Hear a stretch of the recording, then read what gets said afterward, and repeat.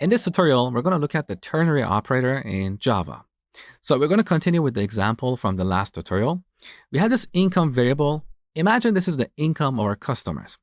Now, depending on their income, we want to put these customers in different classes. If their income is more than $100,000, we want to put them in the first class. Otherwise, we want to put them in the economy class. So here's one way to implement the scenario.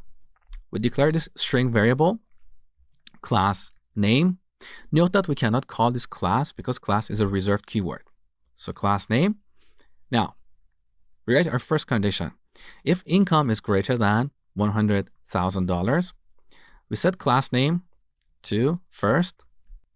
Otherwise, we set it to economy. Now, as you learned in the last tutorial, this code looks very amateurish. A professional programmer doesn't write code like this.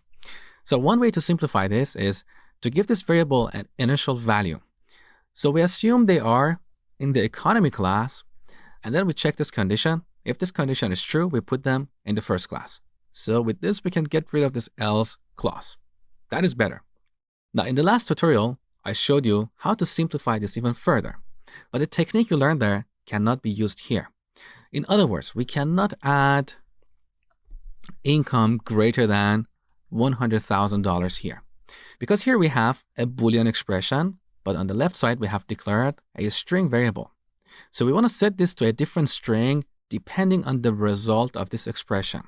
And this is where we use the ternary operator. So we start with our condition, then we type a question mark. If this condition is true, we add this value here. Otherwise, we add the other value. So this question mark and colon is the ternary operator in Java. It has three pieces. First, we have a condition. If this condition is true, this value will be returned and assigned to our class name variable. Otherwise, this other value will be returned. Now we can completely get rid of this if statement. So put the ternary operator in your toolbox. It's very helpful. Next, we're going to look at switch statements in Java.